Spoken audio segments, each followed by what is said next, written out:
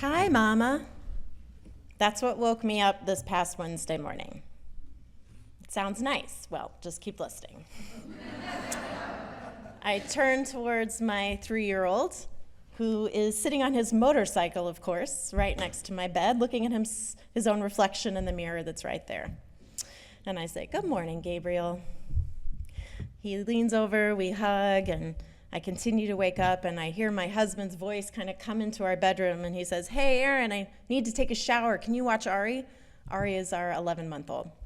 I say, "Sure. Where is he?" "Oh, he's in Gabriel's room." "Okay." And I ask, "When did Ari wake up this morning? Was it once or twice?"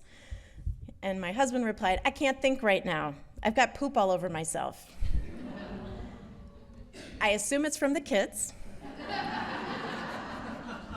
It turns out I'm correct. And just then a smiling baby's face pops up over the mattress, and I say, "Oh, he's here. Hello." I get out of bed, I go over and pick up this sweet little bundle of, his chest is all wet and cold with drool. He is teething. And he had woken us up 3 or 4 times in the night. It was all kind of a blur. I get out of bed, and I'm holding this child, and there's no mistaking that smell. I check his diaper, it's clean. I check his hands because they're on me and they're clean. And then I smell something else. Is that rubbing alcohol? I set Ari down on Gabriel's bed, and they both start jumping and squealing. And I walk into the hallway towards the baby's room to get him some clothes and to dry up all the drool, and I slide a little bit on the hardwood floor. I'm surprised when it feels cold and squishy. I look down, bewildered, rubbing the sleep out of my eyes, and I say, what is that? The source of the smell. A tablespoon-sized blob of dark matter smushed onto the floor and now also my foot. I reach for a tissue to wipe it up, and I see that there's something else on the floor that's mysterious in Gabriel's room. I pick it up with the tissue and smell it, because gotta be sure, right? I didn't have my contacts in yet. My brain's not totally awake, and I'm just like, So I start scanning the floor for more. I scan my children. I scan my toddler's bed, and I realize, this is why my husband so urgently needed a shower. I see another and another. There's this little trail, and I go and grab the baby and run for reinforcements. "Joshua, can you get out of the shower? There's poop everywhere." He says, "Yeah, sure." And then he cheerfully turns to Ari and says, "Ari, are you ready for bath number 2? I still don't know what happened that morning. Neither of us do. Just add it onto the list of unsolved parenting mysteries, right? What I do know is how quickly I went from being asleep to poop patrol. And that my nervous system went from being sleeping to fully activated. And that's when I saw it. No, not more poop. That's when I saw, Shen. I saw this connection into Pema Chodron's teaching that is a new entry point for me. I'm used to my reactions coming from words or conversations with people my own age or relatively. I'm not used to just having the physical body reactions to the human beings who are in my life. But parenting has invited that. It is so physical. It is so primal and basic. There are all kinds of things that can activate our nervous systems, all kinds of things that we experience as difficulties that can open us up or shut us down. All kinds of moments of friend or foe, things we like and we dislike, and this was definitely one I did not like. I love my kids, but waking up to poop patrol is not something I want to have as a spiritual growth opportunity in my life. Pema says Shanti Deva was pointing out all the many, many ways and the many, many things that we can get worked up about, and all the ways that we can justify that intensity in our bodies with our thoughts, justify the anger, the resentment, the dislike, the polarization. And she's not trying to say we need to love everything. You don't need to love everything you have to step into in life. Ha, ha, ha. But she is saying that we can't root that out. The spiritual life is not about always having equanimity. The goal that I'm seeking, that we're inviting each other into, is to mindfulness and awareness, that we may accept and befriend and make choices in our lives, not be ruled by unconscious, automatic, habitual reactions. My main spiritual goal in life is to be free in myself, to connect with the larger truth of this world and my existence, and to let that inform the ways that I relate to the people around me, that I be free and loving in those interactions. I don't want to get stuck in a small event like what happened that morning. But as I dropped my 3-year-old off at preschool, I realized my body was still like zing. I had never really calmed down yet. And I was supposed to go sit down and write a sermon. Uh-oh. I didn't want to be rude to people. I didn't want to be unavailable. I didn't want to be so wound up that I couldn't see the beauty around me or the uniqueness of the people. The goal in this moment isn't to get rid of it, but the goal is to notice it. To notice that I was hooked, that I was reacting, that my physical system was agitated, and to find ways to try to be with that fully and then let it go. To return to this moment. There was no more poop. It was just the day. So how do we let those things go, to settle back into our awareness and let the past go, to be fully present for what awaits? Pema's teachings remind me of a saying in 12-step programs, that I'm not responsible for my first thought, just what I choose to do with it. Our first thoughts are not always helpful. They're not always kind. They're not always rooted in reality or worth sharing or acting upon. And they exist. Have you had this experience with some of your own first thoughts? Yeah, you're silently giggling. We all have them. Even as I was writing this, it's like, you know what? It's just a first thought. We don't have to judge ourselves for those first thoughts. But we also don't have to pick them up and use them or justify hardening against one another or life. Such compassion that we can bring to this experience of being human, and it matters. It matters. It changes how we speak to one another, to how we touch one another, to what gets activated in our beings. And this is what Pema was talking about in her series of talks titled, Don't Bite the Hook, Finding Freedom from Anger, Resentment, and Other Destructive Emotions. She's talking about noticing Shenpa, not just our reactions or our buttons, but the charge that's underneath them. It's something that comes before our minds have even attached a thought. It's that momentary awareness of safe, unsafe. If you have an antenna in your life as sensitive as mine, you might notice when you're in a group and you know that someone's just waiting to jump in, right? And are they waiting to jump in? You already know before they've spoken, with enthusiasm, with a bubbling up idea, or a way of shutting that person down out of their fear, out of their protection, out of their disagreement. We all can recognize these things. It's our nervous systems, the skin of our understanding, so perceptive. We're gonna react. We all take the bait. But how do we begin again in love when that is happening? For me, being a parent is a new way that I'm accessing this understanding. Just driving my children home at the end of the day in their car seats as they're squealing with different kinds of joy about different things, and I'm trying to drive and my nervous system is reacting.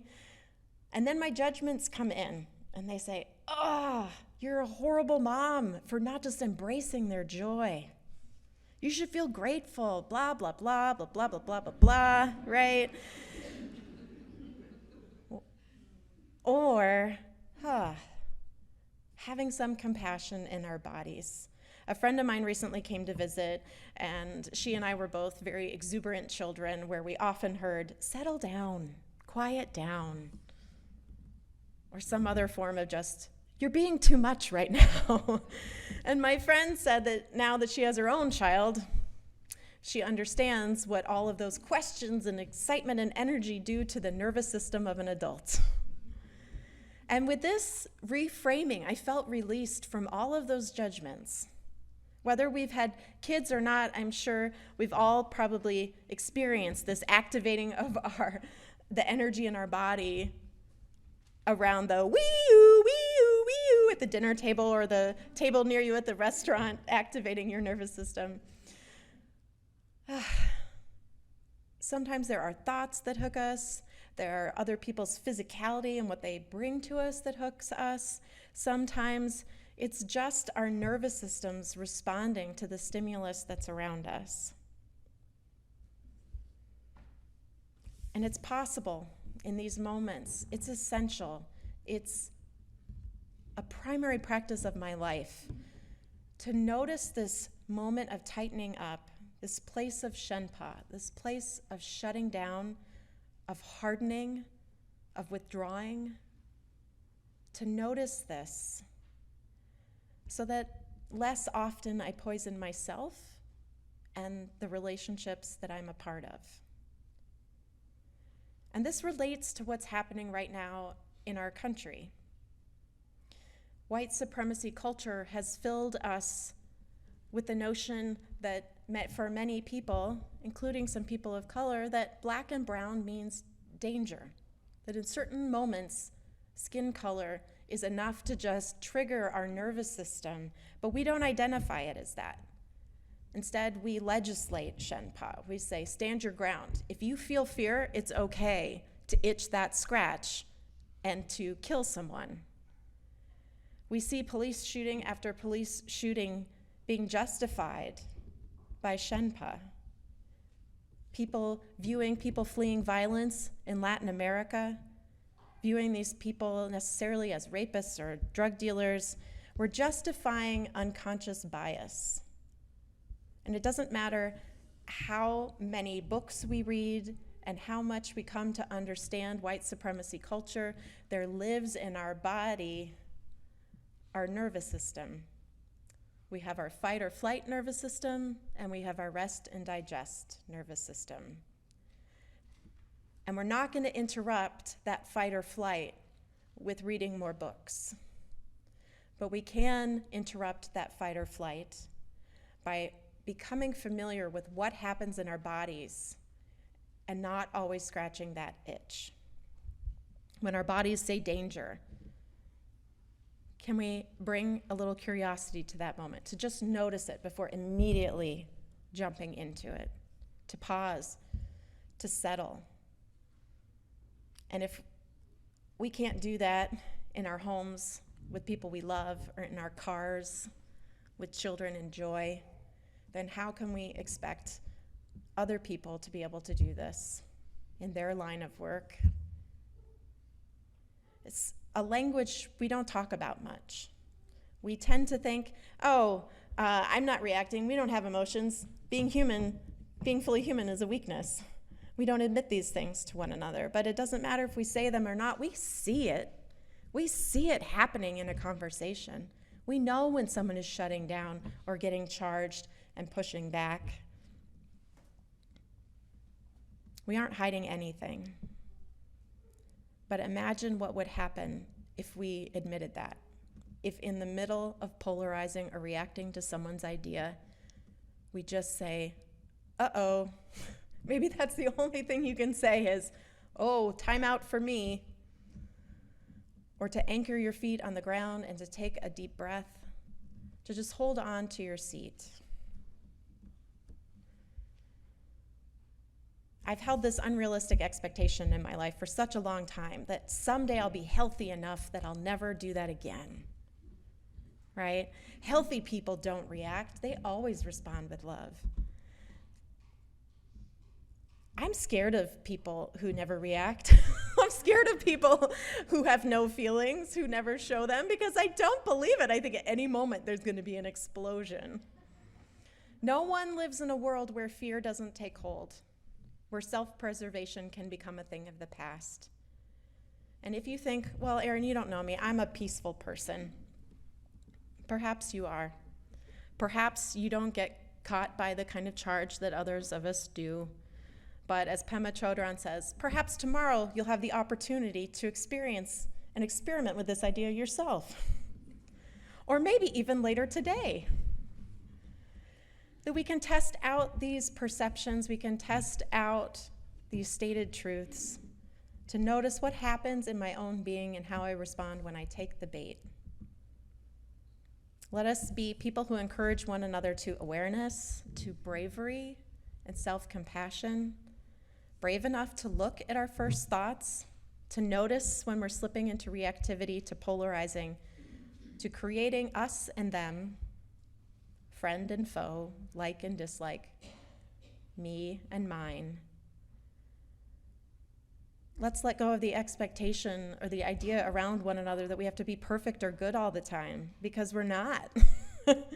We can covenant to be real with one another. I've heard this church say for all of the 5 years that I've been here that one of the things we value most are authentic and meaningful connections. Authentic and meaningful connections. This is a place where we can model what that truly means for one another.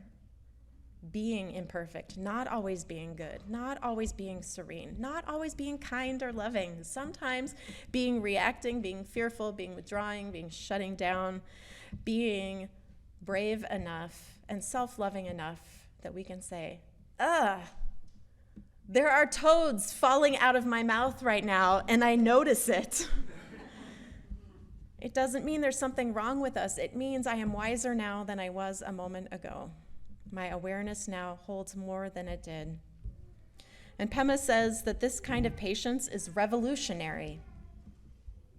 When we bring patience to the experience of being human, it's a move away from the cocoon of me first, mine first. The patience can take us beyond the suffering that comes from always being caught in self-importance.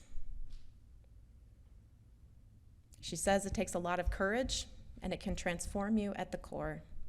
Instead of becoming more armored, we become more open-hearted. Instead of our hearts becoming hard, our hearts become more tender and genuine and loving.